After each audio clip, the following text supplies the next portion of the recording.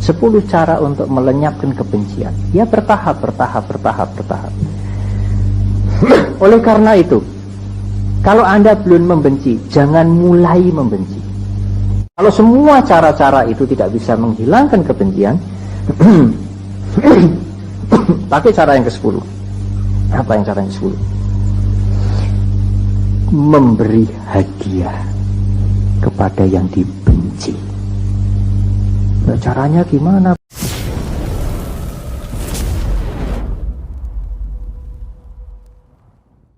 Masalah kita semua umat beragama apapun, termasuk mereka yang tidak ngerti agamanya apa, dan masalah sehari-hari. Secara rasio kita tahu bahwa tidak menyukai orang lain itu negatif. Negatif bagi mental kita, belum tentu negatif bagi dia, kan begitu. Yang dibenci ya enak aja kalau lenggang kangkung, apalagi kalau cuek. Kita kan yang rugi. Tetapi bagaimana mengatasi kebencian itu? Secara rasio kita tahu bahwa membenci itu tidak baik.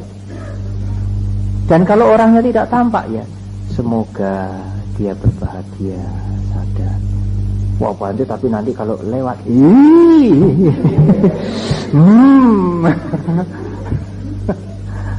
kok ya sulit, gemes aku ya, sebel.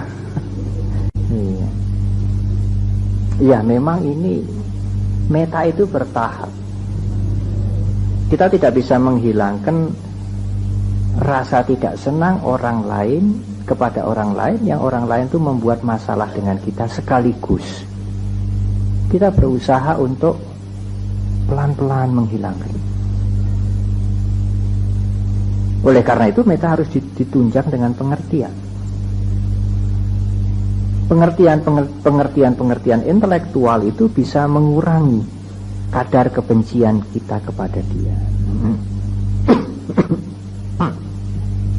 Kalau dari jauh kita sudah tidak membenci pada dia, itu sudah satu kemajuan. Kalau misalnya kelihatan, nah sekarang kita bisa cari trik ya, kita bisa cari cara, dan masing-masing orang tidak sama. Misalnya kita cari begini, cara begini. Sing penyakitan lagi lewat. Anggap saja dia lagi penyakitan. Penyakitnya apa? Penyakitnya dia melakukan hal-hal yang tidak baik dengan saya. Itu satu step ya, satu langkah untuk membuat kita simpati, membuat kita kasihan kepada dia. Saya pernah menceramahkan di sini, saya ingat sekali, mungkin kasetnya masih ada. Dan kita mendapatkan pandangan, wawasan bahwa tidak ada alasan untuk mendukung, menghalalkan, mensupport pikiran kita untuk membenci pada seseorang. Alasannya itu ringkih sekali, hampir tidak ada. Tapi sangat beralasan untuk mencintai orang lain. Salah satu alasannya,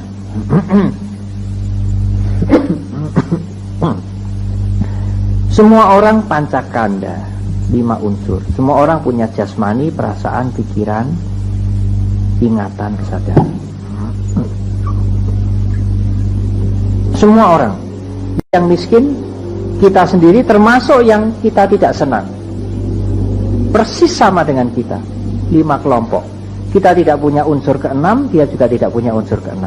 Kita genap 5 unsur, dia juga tidak kurang dari 5 unsur.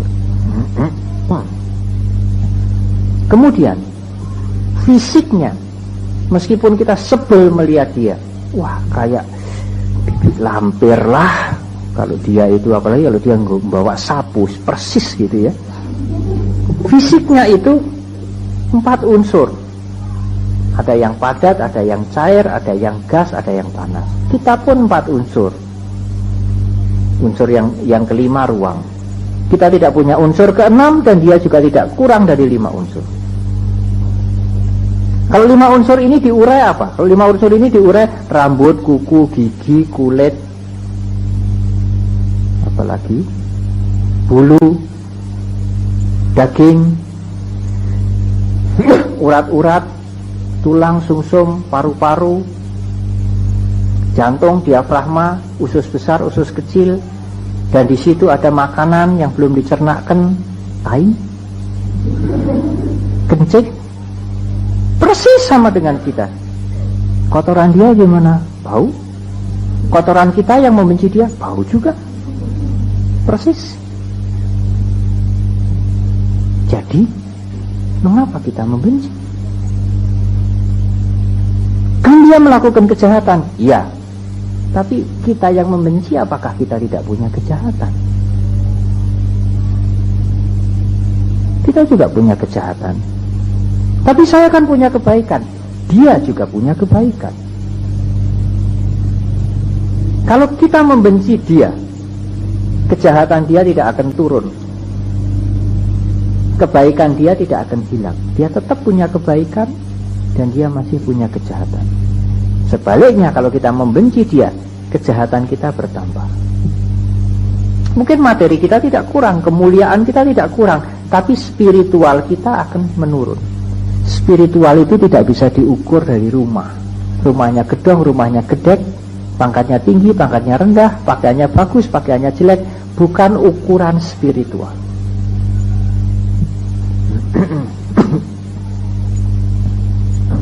Ada satu lagi alasan, seingat saya ya, meskipun tidak urut. Dalam lingkaran samsara itu, ya, samsara bahasa Pali bukan sengsara bahasa Indonesia. Lahir, hidup, mati, lahir, hidup lagi, menderita, sengsara, susah, sakit, mati, lahir lagi terus. Semua orang pernah berhubungan. Karena awal kehidupan ini sulit diketahui.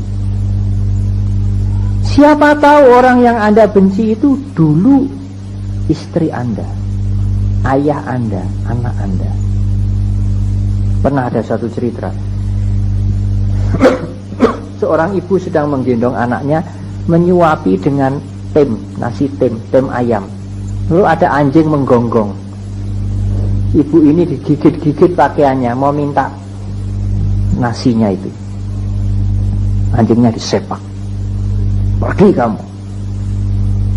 Seorang biku yang mengerti kehidupan mereka yang lalu mengatakan, tahukah kamu yang kamu gendong ini dulu musuh besarmu, sekarang lahir jadi anakmu? Tahukah kamu ayam yang kamu potong dan kamu tem untuk anakmu ini dulu suamimu?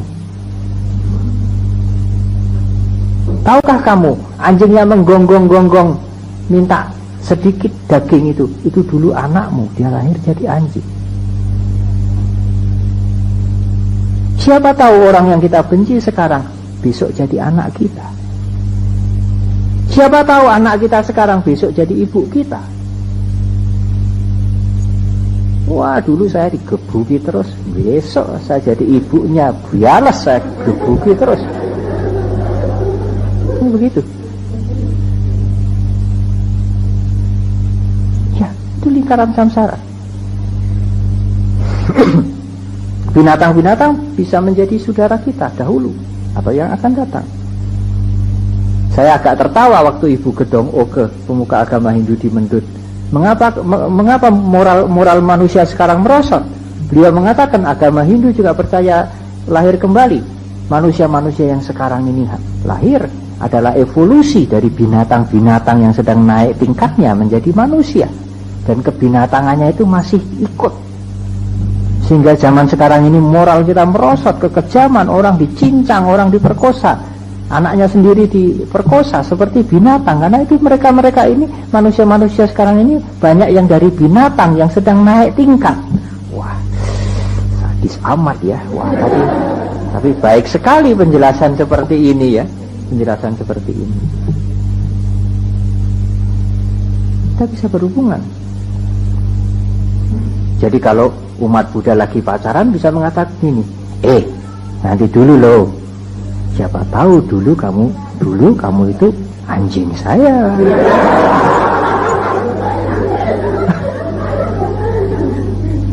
Dia tidak boleh marah. Dia marah, saya anjingmu. Kamu mengerti dhamma enggak? Iya, sebelum saya jadi anjingmu, kamu pernah jadi anjing saya dulu. bisa begitu. Ya, saya tidak ingat, nanti kalau ada kasetnya bisa diputar kembali.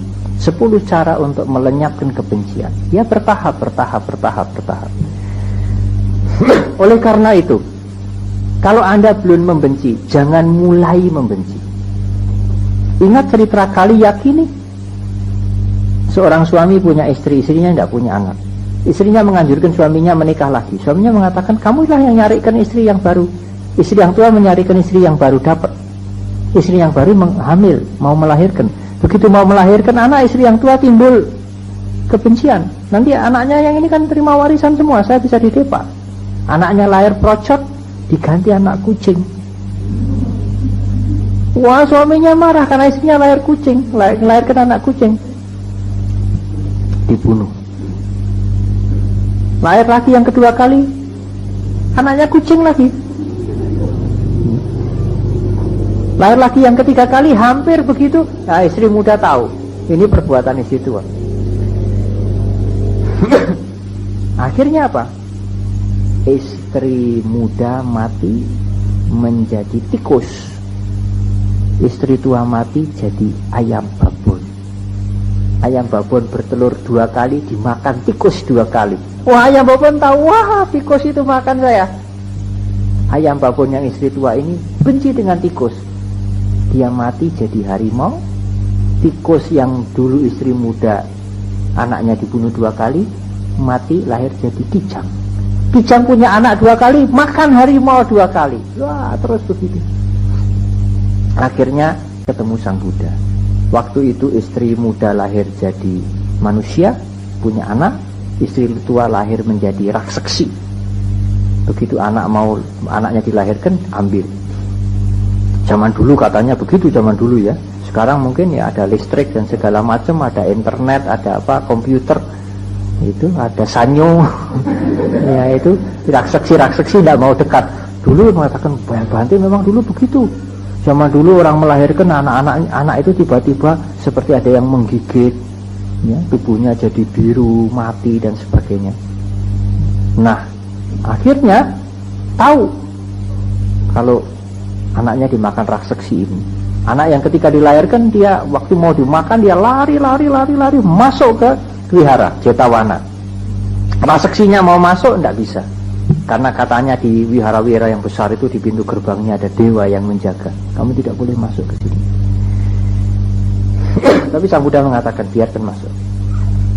Lalu Sang Buddha cerita, mengapa kamu bermusuhan? Ini riwayatnya panjang. Lalu Sang Buddha cerita, kamu pernah jadi harimau, makan 2 kali anaknya kijang. Kalau kamu tidak ketemu saya, Sang Buddha mengatakan, dalam 1 kalpa kamu akan bermusuhan terus. Saya agak senang dia. Nanti dia mati, dia akan bunuh saya mati akan bunuh dia terus. Terus Sang Buddha mengatakan, nahi wirena wirani samantidah kudancana. Kebencian jangan dibalas dengan kebencian, tidak ada habisnya. Kebencian akan selesai dengan cinta kasih. Kamu sekarang damai. Ciumlah anak dia. Ya, ambil anak yang mau dimakan itu lalu dicium dengan meta, dikembalikan lagi. Permusuhan selesai. Jadi kalau kita sekarang tidak punya musuh, belum punya musuh, jangan mulai bikin story. Nanti itu bisa berkepanjangan, berkalpa-kalpa, itu tidak habis-habis nanti. Nanti saya dikhianati dia sudah cinta banget kepada saya, dia sekarang pergi, saya benci sekali. Nah, besok akan lahir dia jadi cewek, Anda jadi cowok, Anda khianati dia terus begitu, tidak akan habis-habisnya nanti. Nah, itu stop, selesai. Kalau dia mengkhianati begitu, akibat karmanya dia akan tanggung. Semoga dia akan sadar, tidak melakukan begitu pada orang yang lain. Dan yang terakhir, 10 cara untuk menyelesaikan kebencian itu. Cara yang terakhir, yang ke-10 ini paling ampuh, tapi paling sulit. Kalau Anda membenci seseorang, Anda melakukan cara yang ke-10 ini, kontan kebencian itu akan lenyap. Tapi apakah Anda bisa? Kalau misalnya saya tidak senang, saya membenci kepada dia misalnya dicoba direnungkan sesama makhluk, siapa tahu hidup yang akan datang pernah ketemu dan sebagainya. Bukannya hidup yang akan datang pernah ketemu. Suatu ketika kalau Anda kecelakaan di tengah jalan, tidak terduga mau celaka di mana, musuh Anda yang datang dibopong. Anda nggak bisa jalan, darah bercucuran tapi belum pingsan. Anda lihat kedip. Ini rak musuhku. Apa Anda tidak malu? Ya. Kemungkinan itu bisa terjadi. Nah, kalau semua cara-cara itu tidak bisa menghilangkan kebencian, pakai cara yang ke-10. Apa yang cara yang ke-10? Memberi hadiah kepada yang dibenci. Nah, caranya gimana, Bante? Lihat aja dia beragama apa. Agama Buddha, Bante, ya kalau Wesak kasih antaran. Dia beragama apa? Islam. Ya kalau Idul Fitri kasih antaran. Kalau Kristen ya kalau Natal kasih antaran. Atau kalau ulang tahun, gimana Bante tahu cara ulang tahunnya dia? Ya cari dong ulang tahunnya dia. Wah ya berat. Sudah benci kepati-pati, sudah gemes, suruh kasih hadiah. Itu cara yang paling ampuh. Begitu kasih hadiah, hilang kebencian. Ya kalau hadiahnya terima dibuang bagaimana, Bante? Kasih lagi. Mempan, Bante, pasti mempan. Ketiga, keempat, kelima, keenam pasti mempan. Dia akan mikir, oh musuhku ya sudah sadar kalau dia salah, jadi dia kasih hadiah sama saya. Enggak apa-apa. Kita benar dikatakan salah, enggak apa-apa. Enggak gerupil, enggak gerumpung ini. Habis kebencian, habis. Kalau saudara bertetangga saja, penghuni baru, rumah baru, nanti kalau mau pada menikah ya, tetangganya baru, tetangganya itu kurang pangerten itu. Asap sedikit marah-marah, got mampet sedikit marah-marah, gampang kasih antaran.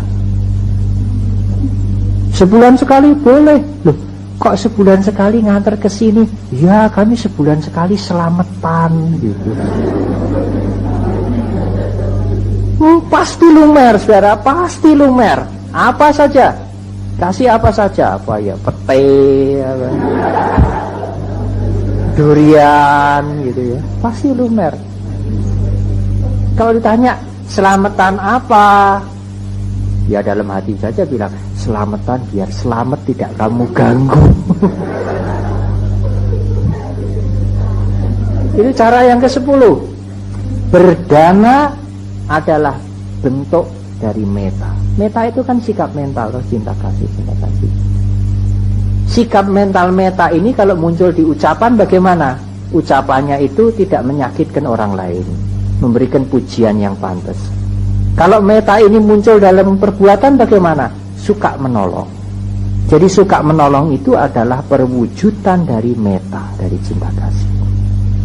Jadi kalau saudara sudah mau berdana kepada orang yang Anda benci, itu meta Anda sudah besar sekali. Lenyap, separuh lenyap meskipun tidak lenyap total. Saya menyebutkan itu sebagai cara terakhir. Kalau Anda tidak bisa mengatasi kebencian dengan 10 cara, kalau sudah diberikan 10 cara tidak mempan, ya sudah 10 cara tidak mempan. Latihlah pelan-pelan, sedikit demi sedikit untuk mereduksi kebencian. Orang mengatakan kebencian itu seperti melempar tai. Orang yang dibenci mungkin tidak terasa, tapi pikiran kita sudah panas. Tangan kita yang kita gunakan untuk melempar tai itu sudah bau. Yang dilempar bisa menghindar, tidak kena. Tapi kalau mengembangkan meta itu seperti melempar bunga. Meskipun yang dilempar tidak terkena bau harum, tangan kita yang memegang sudah harum.